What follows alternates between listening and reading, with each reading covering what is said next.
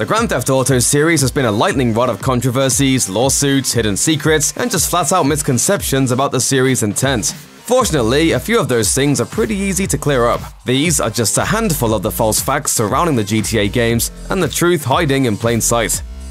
It's pretty much video games equivalent of you'll shoot your eye out. If you see GTA being played on TV or on the news, the only thing you'll see is high-speed chases, cops getting shot, and innocent civilians being beaten up. Yes, these are things that are possible in Grand Theft Auto, but there's a difference between what's possible and what is being actively encouraged, at least without purpose. At this point, we're a long way from the days when straight-up rampages were encouraged, and even the ones in GTA V are intentionally given to the most unhinged don't-try-this-at-home character in the game.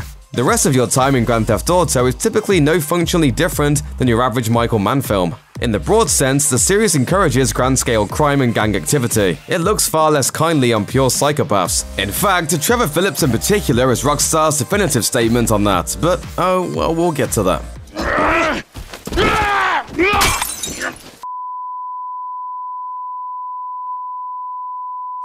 Rockstar's parent company, Take-Two, has reportedly been crowing about GTA V raking in more money in its short existence than any entertainment product ever, to say nothing of gaming, where it's remained in the NPD's top 10 sales chart since 2013. There are, however, caveats. The biggest one is that as profitable as GTA V is, it actually isn't the best-selling video game of all time. Not that GTA is chopped liver, having sold over 90 million copies, but that's nothing to the 495 million copies of various versions of Tetris that exist. Also, while they don't have physical copies to crow about, GTA V is still dwarfed by the sheer number of players, accounts, and money that has been spent on World of Warcraft over the years by around $3 billion, though that could certainly change at this rate.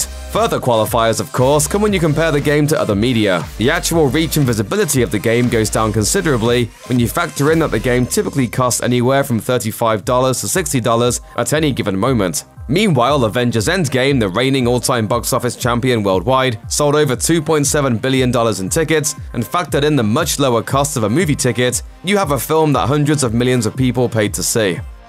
Ask a gamer to name the biggest negative about GTA IV, and poor cousin Roman's name will come up like a Pavlovian response. It's understandable. His constant invites to hang out tend to happen while the narrative's on a roll, or when the player has better things to do. Nico, it's Roman. Let us go to a strip club together. Thing is, if Roman annoyed you, good. The game's done its job. People tend to forget that GTA IV was one big, rambling, angry love letter to the American dream. The tale of how Slavic immigrant Nico Bellic was lured to the States with promises of honest work, unforgettable sights, and romance beyond imagination. Roman pops that dream bubble early on in GTA's story, and serves to prevent that bubble from inflating ever again. All I hear about is Mr. Big, Mr. Roman, living the American dream. The only thing big about your life is the cockroaches. As much as you can do in Liberty City, it's Roman's inability to conceive of anything else to do except eat fast food, play darts, go bowling, go to a strip club, or drink himself stupid that makes him a constant source of anger. It's that disgust at what Roman's version of the American dream looks like that drives Nico to constantly seek out something bigger and better for himself.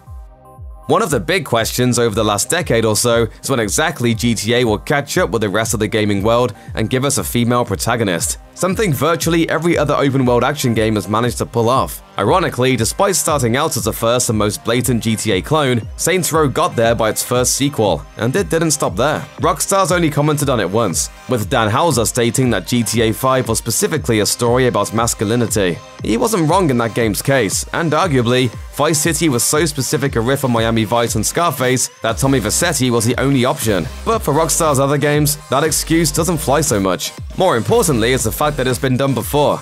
Nobody talks about the old top-down days of GTA, but the one on PC was notable in that you had a full-fledged roster of protagonists, 4 of whom, you guessed it, were female. And the thing is, it didn't affect gameplay that much to the player themselves. All the violence and mayhem and story lost nothing for it, but gained everything from being in a unique set of shoes. GTA Online has been proving the same for 5 years running.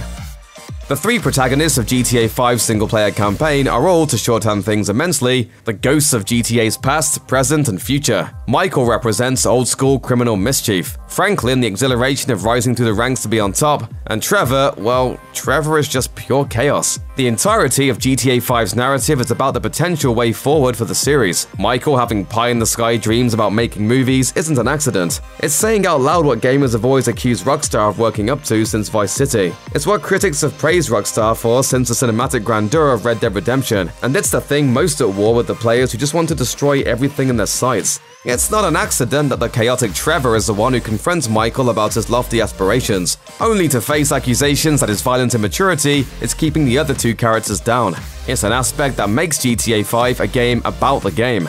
In other words, come for the heist, stay for the thinly veiled developer commentary.